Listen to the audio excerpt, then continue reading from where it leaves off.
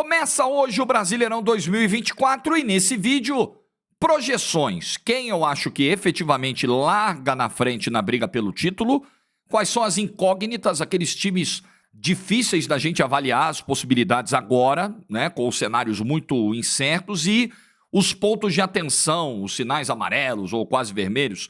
Eu vou colocar em blocos aqui essa análise. Talvez eu nem fale de alguns times, mas os principais que eu coloque dentro dessas caixinhas eu vou abordar aqui com você. Like no vídeo, se inscreva, ative o sininho, vem com a gente rumo a 180 mil inscritos por aqui. Falando nisso, meu palpite hoje é de vitória, não, meu palpite é de empate hoje no Morumbi. São Paulo e Fortaleza.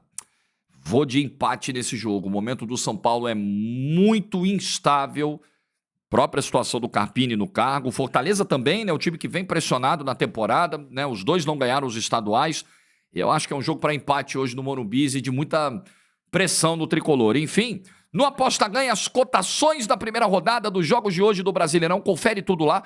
Odds supremas preparadas para o Brasileirão, para os principais jogos, cotações turbinadas. É uma sessão especial no site. Se você não conhece ainda, se cadastra no meu link que está no comentário fixado e aproveita. Jogue com responsabilidade, você que tem mais de 18 anos, ok?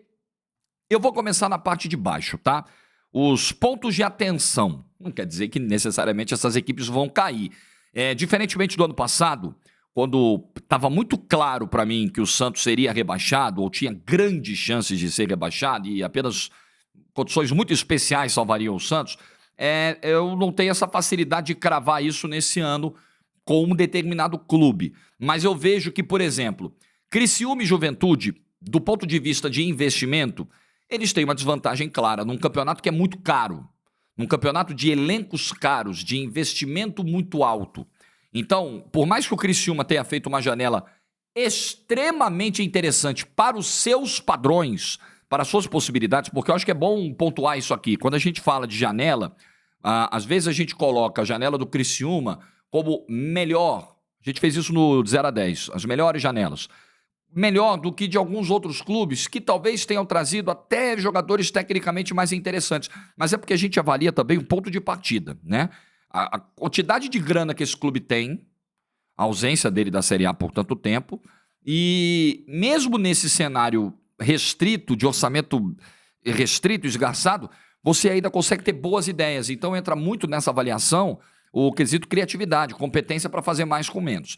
Mas, de qualquer maneira, é uma brincadeira muito cara. E para o Criciúma, para o Juventude, fica muito difícil competir nesse porte, nesse nível, né? Então eu acho que são times com essa atenção máxima aí para o início do campeonato, sem dúvida alguma. Acho que vão sofrer com isso, né, em certa medida.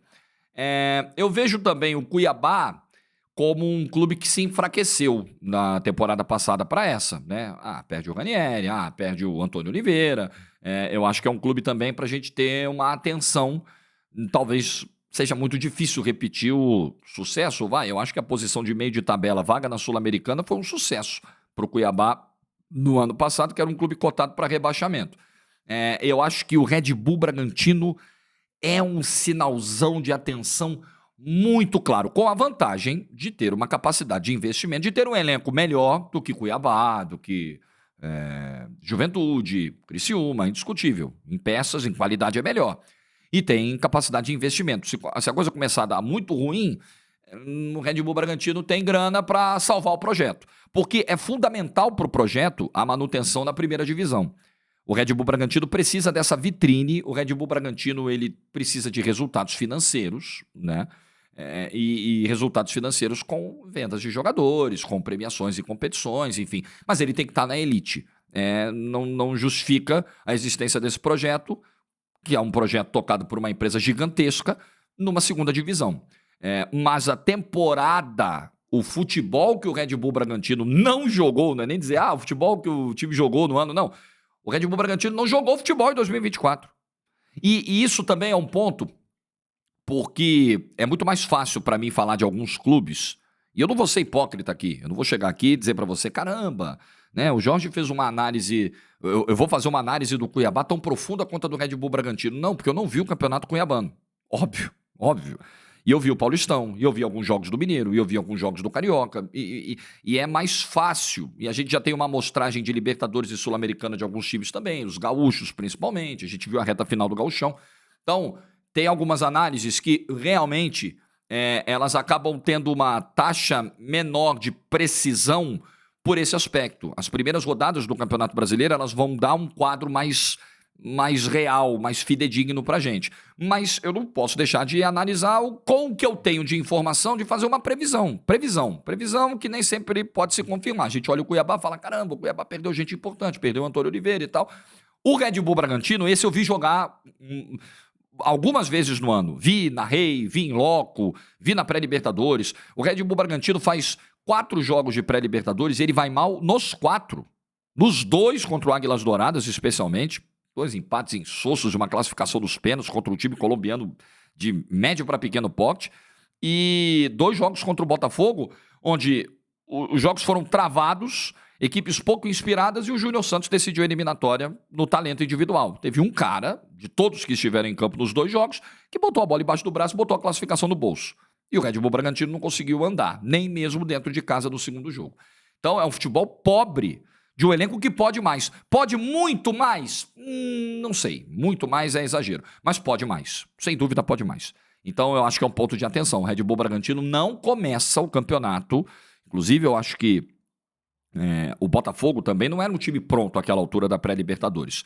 Mas quem via o futebol do Red Bull Bragantino e olhava a qualidade de elenco do Botafogo, as peças e tal, e olha que jogou desfalcado. Jogou seu Jefinho, seu Luiz Henrique, mas via que o Red Bull Bragantino não era o favorito para o confronto. Né? Quem fez essa projeção errou, talvez por não ter visto o Red Bull Bragantino no Paulistão e no confronto anterior da pré-Libertadores. Eu acho que é um futebol muito abaixo até agora. Sim, a situação é preocupante mesmo. Cruzeiro, alerta, situação muito preocupante. Técnico novo, sem experiência, perderam tempo, porque se o diretor de futebol, Pedro Martins, diz que desde a semifinal contra a Tombense estava tomada a decisão de mandar o Larcamão e não manda, não aproveita a janela de data FIFA, os dias que separaram as semifinais do estadual da final, ele jogou tempo fora. Ele derrubou o moral do time com a virada que tomou na final do Mineiro, porque se tivesse feito a troca, talvez o resultado fosse o mesmo, mas tinha uma chance de alterar o placar. Tinha uma chance do Cruzeiro ser campeão, porque o Larcamão jogou fora o título logo depois de fazer 1-0 dentro do Mineirão. A verdade é essa, né? Com as alterações que fez. Você perde tempo para um novo técnico começar esse trabalho, então o Seabra chega, aí já tem uma estreia de Sul-Americana, aí já o brasileiro chegando. Quantos treinos deu o Seabra para jogar contra o Botafogo amanhã? Já teve estreia pressionadíssima quinta-feira dentro do Mineirão de Sul-Americana, aconteceu o que aconteceu, nós vimos. Né? 2, 3, 4 treinos, conhecendo o elenco, sem essa rodagem no time de cima, um elenco que tem problemas, que tem carências, que tem jogadores em péssima fase, que tem o Rafael Cabral sem condições hoje de ser titular, mas não vão tirar, né? Que tem muita gente abaixo, poderia citar vários aqui, Neres, Vital, passaria, né? Tem o Matheus Pereira se salvando um pouco. Mas olha, é uma situação preocupante, sim. Acho que o Cruzeiro entra com moral lá embaixo, sem tanta capacidade de investimento, com alguns jogadores performando muito mal. É alerta, sim. É alerta para o Cruzeiro. A briga para o Cruzeiro, a gente está vendo que vai ser essa mesmo. O Vasco, eu também acho que é um alerta, porque com 120 milhões investidos na virada, eu acho que o Vasco já deveria estar no estágio muito melhor. Agora, ver se nesse longo tempo sem futebol, porque o Vasco caiu na semifinal do estadual e não joga desde então, se o Ramon Dias conseguiu fazer alguma coisa. Existe talento nesse elenco? Existe. Você tem um Payet, que sem dúvida é um cara que desequilibra. Você tem o Verratti, que para a realidade do futebol brasileiro é sim um bom centroavante. Você tem o Piton, que está vivendo, sei lá, talvez a melhor fase da carreira. Tem de onde tirar, mas o Vasco deveria, porque todo o sufoco que passou no ano passado serviu de aprendizado, ter feito melhores investimentos na sua montagem de elenco. Gastou muito e isso não se refletiu rapidamente em um time que chegasse com força no Campeonato Brasileiro. Pode ser que o Vasco vá adquirindo essa força, pode ser que o Vasco até no meio do caminho traga mais peças, mas hoje eu acho que é um sinal de alerta para o Vasco. Acho que é uma briga inicialmente para fugir desse tumulto aí e depois ver o que acontece. No campo das incógnitas, eu quero colocar aqui, por exemplo, o Corinthians. Eu acho que o Corinthians hoje o Coronado chegou e precisa estar saudável e pode ser um cara que mude o patamar desse time, com Garro, tem Pedro Raul, o Yuri Alberto cresceu nas mãos do Antônio Oliveira, é evidente que esse time melhorou, esse time com o Mano Menezes, verdade que o Mano não tinha todos os reforços à disposição, nós precisamos pontuar isso, mas esse time com o Mano Menezes se arrastou no início do Campeonato Paulista e o Antônio Oliveira tirou pelo menos a cabeça debaixo da água do Corinthians, mas ainda é um Corinthians com carências, ainda é o Corinthians que está precisando de encaixe, que pode ter aí um time titular interessante, pode ser, mas não sei a quantidade de opções, profundidade de elenco, né? O quanto o Antônio Oliveira vai suportar a pressão de um campeonato brasileiro. Eu acho que o Corinthians é uma incógnita. Eu acho que encaixando, o Corinthians pode buscar uma primeira metade de tabela, mas ele ainda está no meio desse processo, aliás, ele está no início desse processo, não só em campo como fora de campo, com uma gestão que ainda vem cometendo atrapalhadas e ela pode ser um problema para o Corinthians. Ela pode acabar atrapalhando um time que está em reconstrução, um time que precisa de paz e precisa de acertos, né? Decisões prudentes, sensatas e corretas, né, de quem toca o futebol do clube. Então, acho que o Corinthians entra no ponto de interrogação. Acho que o São Paulo também entra num ponto de interrogação. Esse, então, é mais difícil ainda da gente analisar, porque talvez no momento em que você esteja vendo esse vídeo, já depois da primeira rodada, o São Paulo já tenha trocado de técnico. Dos clubes que chegam para essa estreia do Campeonato Brasileiro, o São Paulo talvez seja aquele que chegue com o seu treinador mais ameaçado. Primeira rodada.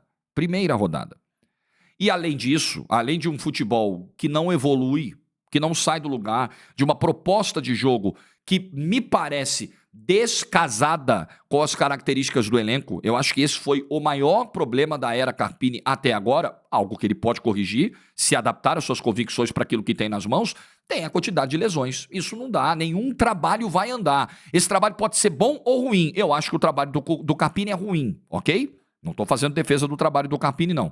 Agora, sendo bom ou ruim, nenhum trabalho vai andar perdendo tantos jogadores como o São Paulo perdeu. O Rafinha já se machucou 2 vezes nesse ano. O Lucas já se machucou 2 vezes nesse ano. O Wellington Rato já se machucou 2 vezes nesse ano. O Caleri machucou nesse ano. O Igor Vinícius voltando. O Moreira machucou. O Nestor ficou um tempo fora. Cara, não dá. Não tem condição de um trabalho andar. E aí você tem jogadores em má fase, titulares absolutos, que vem em queda. Diego Costa mal. Arboleda não vem tão bem. O Wellington vem péssimo e não tem banco, não tem reposição.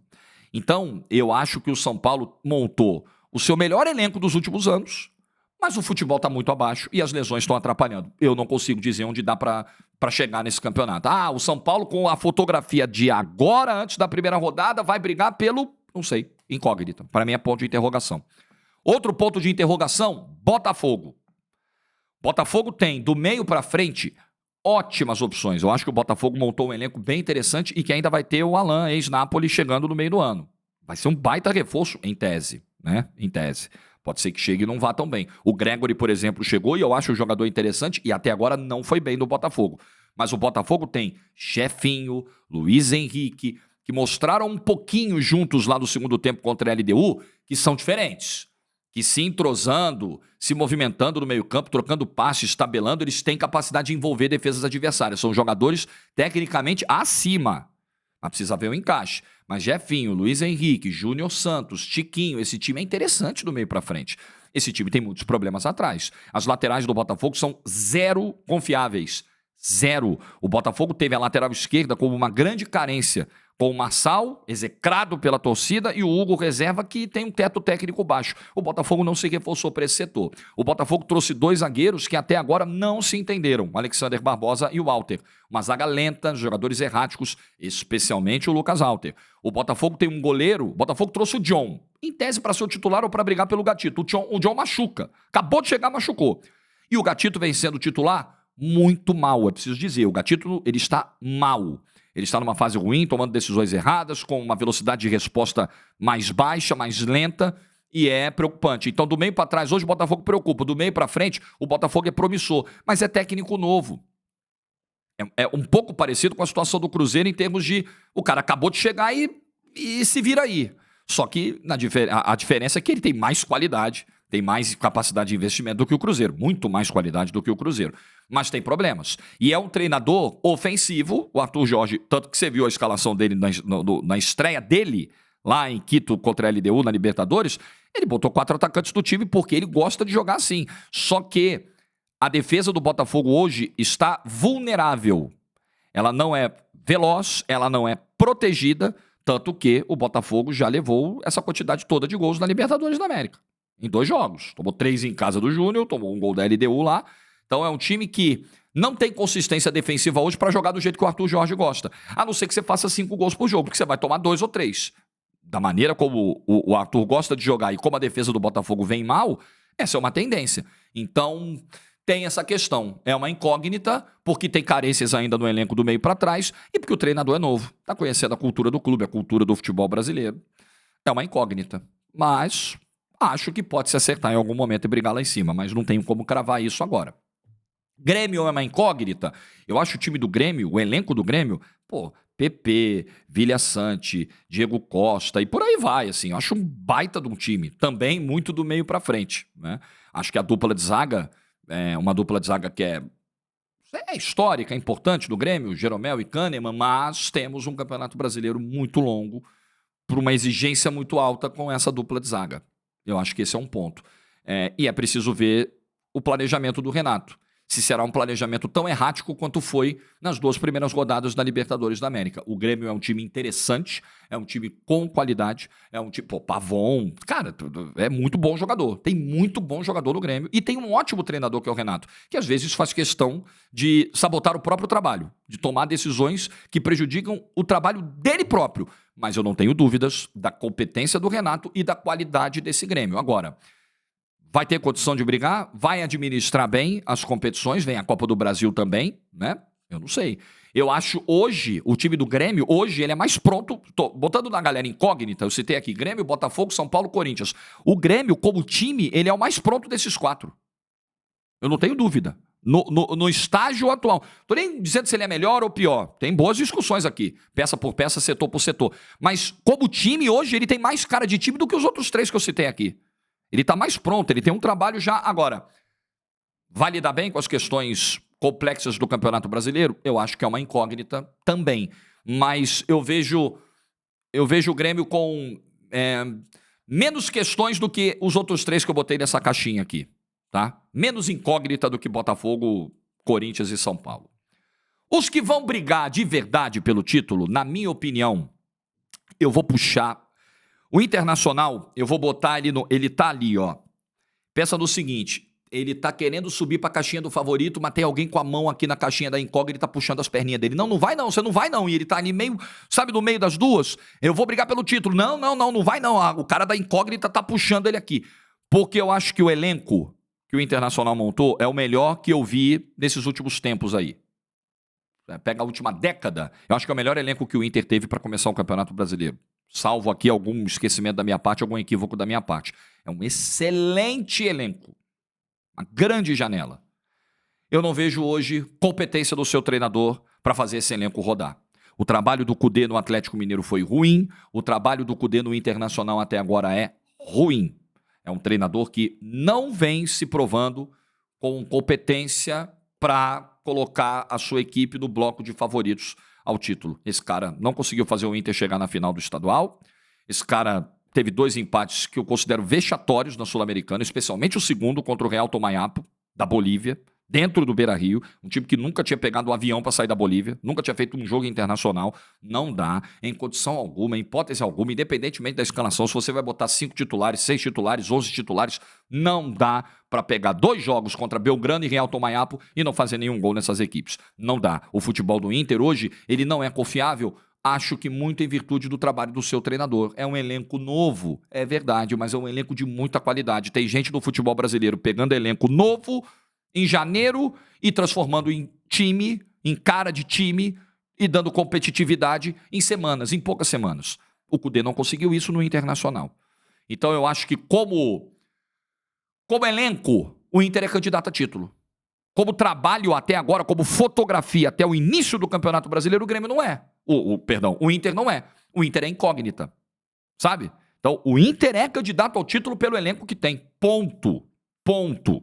Pelo trabalho atual, eu não sei se o Inter é candidato ao título. Então, eu tô nessa dúvida. Caramba, em que caixinha vai ficar o Inter? Em que bloco eu vou colocar o Inter? Tô nessa dúvida. Eu acho que eu vou colocar no bloco de candidatos justamente por ter essa qualidade que tem. Por ter feito o investimento, por ter trazido as peças que trouxe. Mas também a gente vai precisar que essas peças performem melhor. Aí não é só uma questão do Kudê. O Borré até agora tá zerado. O Borré tá zerado até agora. Não dá, né? Mas enfim, vai. Vamos botar o Inter aí nos candidatos? Mas eu acho que o Inter tá descolado, principalmente dos dois primeiros. Eu acho que junto com o Inter tem o Atlético Mineiro na condição de candidato.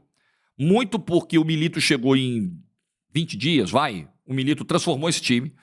Esse time voltou a ser competitivo, esse time voltou a ser confiável. O Milito não tomou decisões estapafúrdias de posicionamento, tipo o que o Filipão fazia de afastar o Paulinho da área, de afastar o Paulinho do Hulk, abrir o Paulinho e outras invenções meio malucas do Filipão.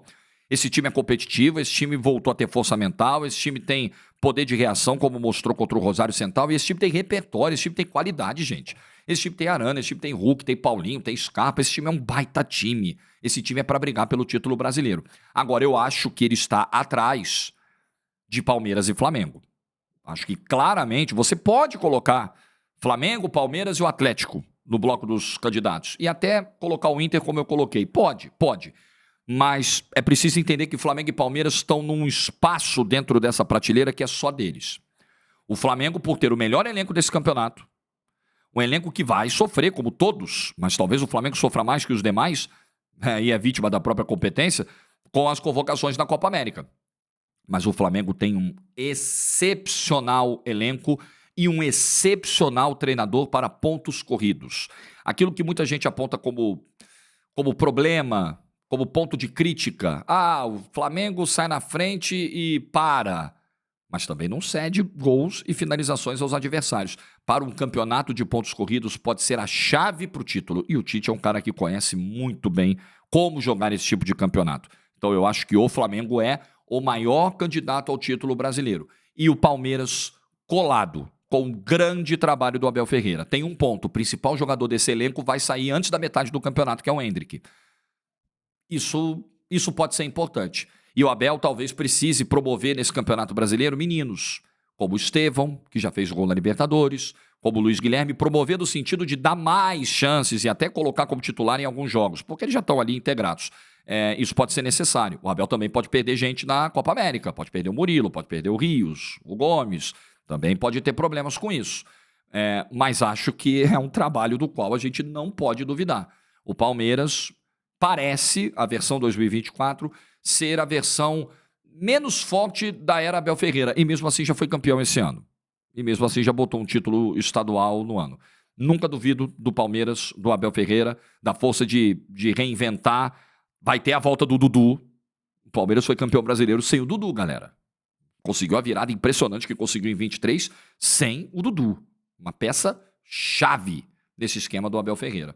Então, Flamengo e Palmeiras, em elenco e em trabalho, estão à frente. Atlético Mineiro eu acho que vai ser um perseguidor forte e o Internacional tem material para isso. Agora, se vai conseguir ou não. Queria só citar aqui também, eu esqueci de citar uma incógnita, que é o Bahia, que fez uma grande janela, uma histórica janela, mas com o Rogério Ceni o trabalho não está andando em 2024, perdeu da maneira que perdeu o Bavi na decisão do campeonato baiano. Então eu acho que é uma incógnita, porque a cobrança em cima do Bahia ela vai ser diferente. O torcedor do Bahia, ele entende, opa, temos uma SAF, temos investimento, chegou gente grande, chegou jogador, caramba, não dá para brigar contra rebaixamento de novo. Quando você tem um investimento dessa monta, você pensa, opa, vamos dar um salto, vamos brigar por pré-Libertadores, pelo menos.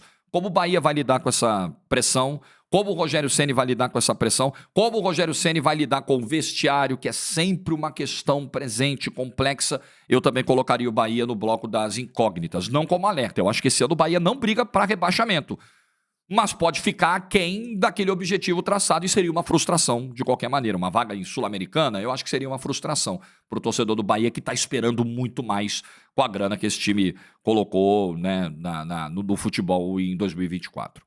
Enfim, gente, é só um apanhado, é um bate-papo do que eu acho que vai ser o Brasileirão. Depois nós vamos ver se isso aqui vai fazer sentido, se não vai. Eu espero que seja uma grande competição, que o seu time vá bem e que a gente se encontre nos vídeos para analisar rodada após rodada o principal campeonato deste país. Deixa nos comentários o seu palpite, quem vai ser o campeão e quem vai cair. Não é uma boa? Deixa nos comentários aí, o campeão e os 4 rebaixados, para ver se você é bom de palpite também, se você vai acertar ou não. Aí eu printo e te cobro, hein? Like no vídeo se você ficou até o final. Bom sábado, juízo e tchau.